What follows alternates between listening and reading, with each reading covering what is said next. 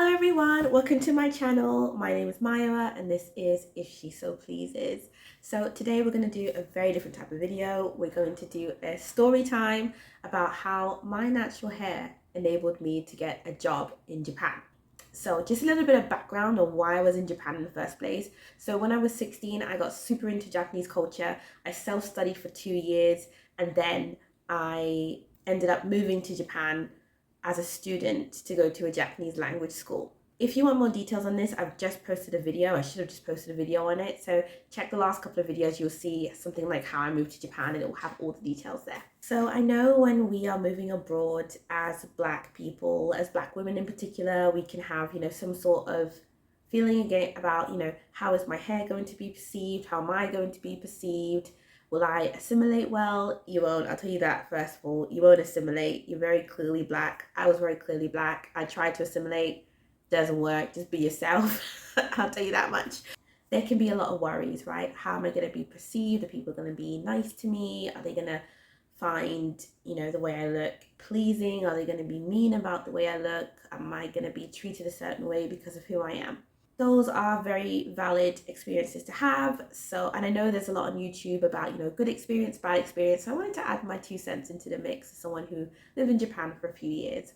So we'll wind the clock back to 2013. I had been teaching myself Japanese for 2 years and I moved to Japan as a Japanese language student at a separate, not a university, a Japanese language school. And I studied there for 6 months.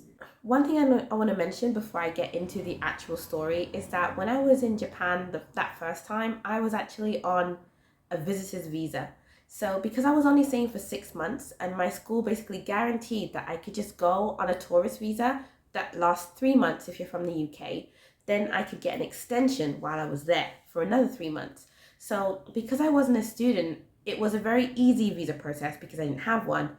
But I didn't have the right to earn any money in the country or anything like that. So I had to basically support myself while I was there in Japan, which led to me being spending only the equivalent of $20 a week for the whole time I was there, which is crazy, but we got through it. We persevered. But anyway, just to set the scene, when I was in Japan, I used to wear my hair predominantly in mini twists. So the reason for that is because I used to keep them in for 3 weeks. I didn't have to touch them. My hair was growing fine. I didn't have access to the products that I liked. Everything that I brought with me was finished in the first couple of months. So I had to buy Japanese products that I honestly wouldn't recommend if you're moving there because they didn't work too well in my hair. So I used the mini twists so that I didn't have to treat my hair as often. And people would always come up to me, they would ask me oh, is that your real hair? Jige desu ka? Is that your real hair? And I'd be like, yes, it is my real hair. And they'd be like, oh, how do you do that? How do you make it like that? And I'd tell them, my hair is curly. This is how you do it. This is how I treat it. And people would be genuinely really interested, especially when you're going to a smaller town. I think in Tokyo, maybe from my experience, it was harder to have those kind of experiences. But definitely in smaller places like Kagoshima, people are less afraid, and just like England, to come up to you and speak to you and ask you questions about yourself and where you're from. So I had quite a few positive experiences.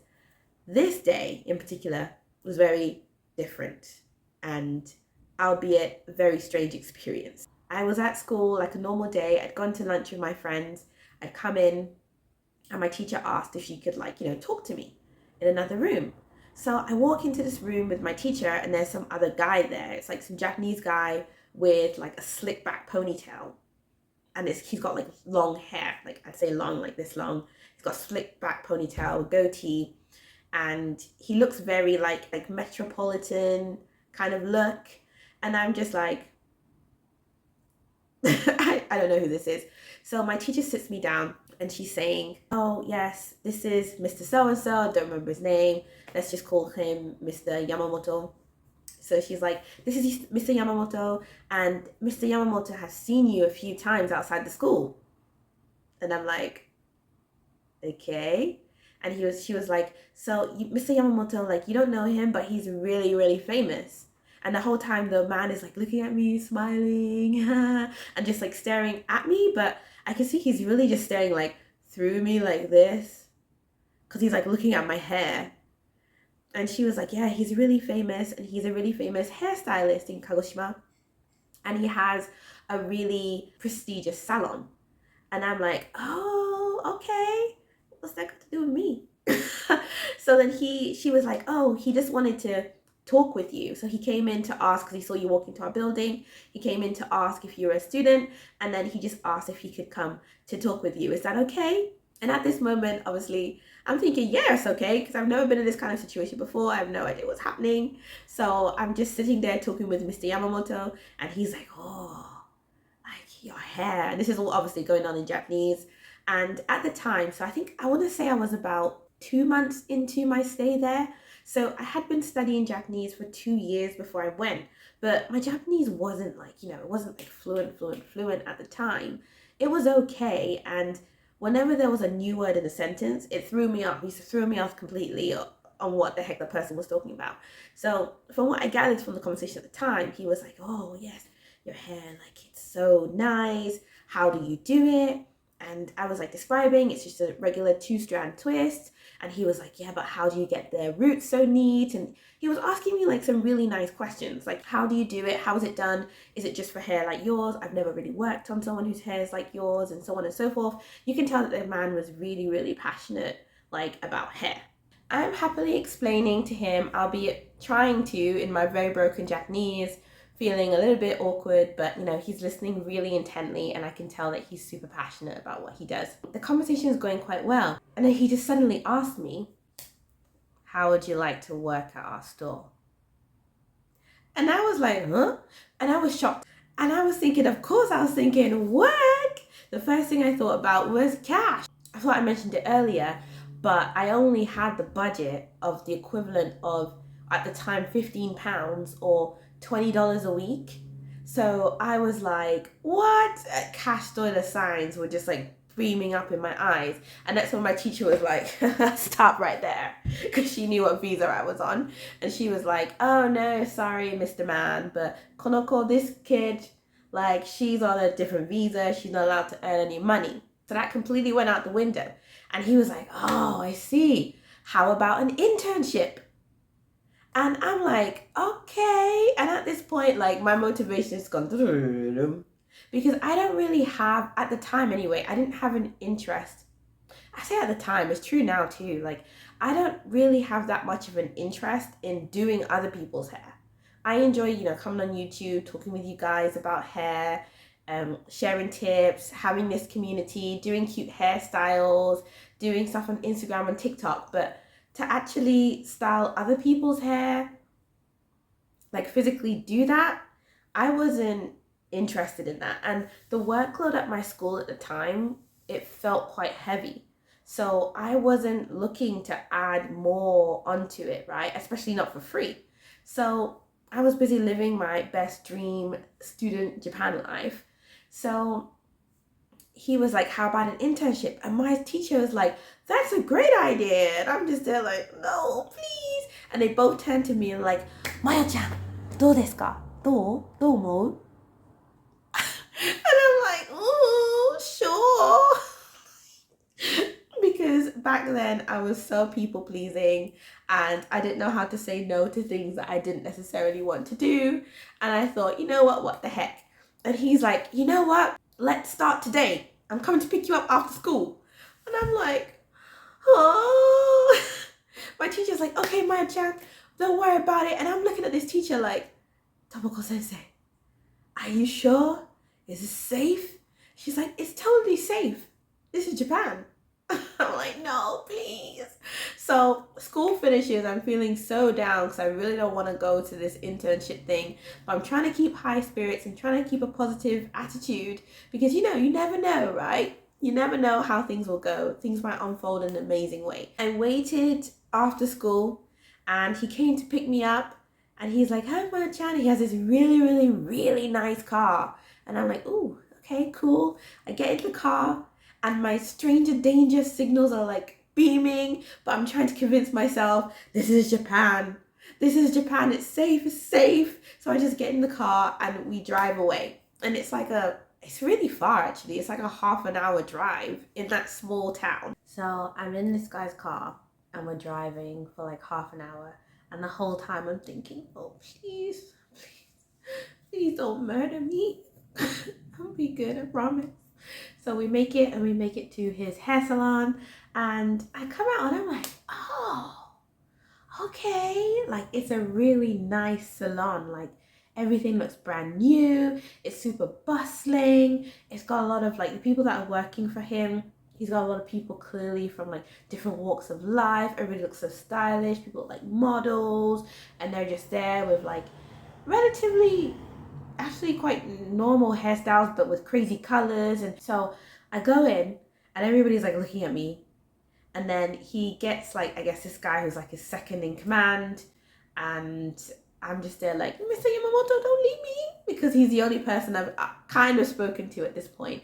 But I'm just there, and I'm sitting in the corner in front of like all of the customers just looking at me like,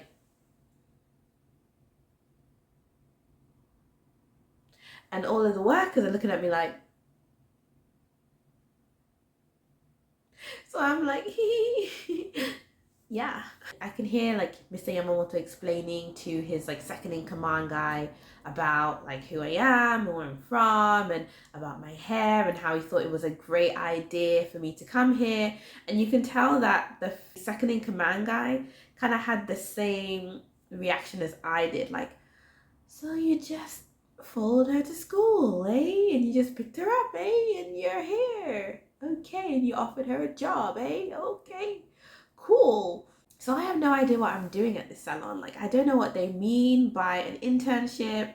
I guess I'm like, am I doing people's hair? I've never done anyone's hair before. I'm like, I can't do this hair on their hair is straight and my hair's not straight, and I don't know what to do, basically. After a while, Mr. Yamamoto comes back and he's like showing me around the salon. This is what we do, this, what we do that. And he's basically just saying like, the treatments are very long here in Japan. And it starts with like a massage. And there's a client in a chair in the massage area waiting for their massage. So he's like, Maya-chan, you try the massage. And he's like helping me like massage this random lady. And I just feel so awkward. I'm like, no, please, because I don't know her. She doesn't know me. And he's like, don't be shy. Get in there. Like, you know, move the shoulders. And he was like, yeah, we do the head massage as well. And I'm like here massaging this random lady's scalp. Now, of course, it could never happen. But at the time when I was 18, I'm feeling so uncomfortable this whole time. But the worst thing about it is I'm so uncomfortable, but I just don't feel like I can say anything, because he's clearly like trying to be so nice to me and trying to give me whatever this opportunity is supposed to be. And I'm just there like looking sour faced. I'm one of those people whose emotions show up on their face. If I'm sad and I try to smile, I literally look like that. Like, it's horrible. I can't stop myself. I can't pretend. So I'm pretty sure I look like I was about to cry. And I'm swallowing down tears, and I'm massaging this lady's scalp. And she's like, yeah, and I'm like touching it, and I'm like, feeling sick. Because I don't want to touch another person's scalp. I just don't, you know? So then he's working out. He's like showing me all the different treatments and how they do everything. And he's like, oh, Maya-chan, what do you think? And I'm like, what do I think? I don't know what I think. I think I want to wash my hands. That's what I think. And he's like, no, but like, you know, what do you think about this internship? You want to work here with us? It'll be really fun. You can learn different things.